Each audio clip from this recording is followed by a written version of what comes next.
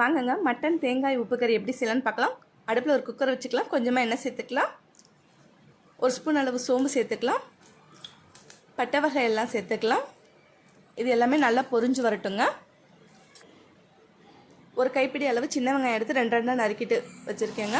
ஒரு 10 வரமிளகாய் எடுத்து 2 கிள்ளிட்டு வச்சுக்கோங்க. கொஞ்சமாக கருவேப்பிலை சேர்த்துக்கலாம். இது எல்லாத்தையுமே நல்லா சேர்த்து வதக்கிக்கலாம். நான் 1/2 கிலோ அளவு மட்டன் எடுத்துருக்கேங்க. இது தனி கறி தான், நீங்கள் எலும்பு கறியை கூட எடுத்துக்கலாம். இது எல்லாத்தையுமே அதில் சேர்த்து நல்லா கலந்து விட்டுடலாம். ஒரு 5 நிமிஷம் வதக்கினதுக்கப்புறம் கொஞ்சமாக தண்ணி சேர்த்துக்கலாம். இந்த மட்டன் வேகிற அளவுக்கு தண்ணி இருந்தால் போதுங்க, தண்ணி ரொம்ப தேவையில்லை. ஒரு ஸ்பூன் அளவு மஞ்சள்தூள் சேர்த்துக்கலாம்.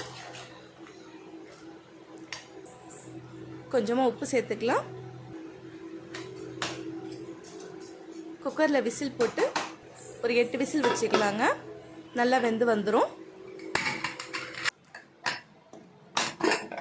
இப்போ கறி நமக்கு நல்லா வெந்து வந்துருச்சுங்க. இப்போ வேறு ஒரு பாத்திரத்தில் மாற்றிக்கலாம். அப்போ தான் தண்ணி வற்றுற அளவுக்கு நல்லா வைக்க முடியும். நான் தேங்காய் எடுத்துருக்கேங்க. இந்த சைஸுக்கு சின்ன சின்னதாக கட் பண்ணி அதில் சேர்த்துக்கோங்க. இது நல்லா கொதித்து தண்ணியெல்லாம் நல்லா வற்றி எண்ணெய் பிரிஞ்சு வரணுங்க. அந்த அளவுக்கு இருக்கணும். தேங்காய் நல்லா கொதித்து வரும்போது அந்த மட்டனோட சாரெல்லாம் தேங்காயில் இறங்கிருக்குங்க. சாப்பிட்றதுக்கு ரொம்ப டேஸ்ட்டாக இருக்கும். மட்டனோட தேங்காய் ரொம்ப டேஸ்ட்டாக இருக்கும். செஞ்சு பாருங்கள். எப்படி இருந்துச்சுன்னு கமெண்ட்டில் சொல்லுங்கள். இந்த அளவுக்கு எண்ணெய் பிரிஞ்சு வந்ததுக்கப்புறம் அடுப்பு அணைச்சிடலாம்.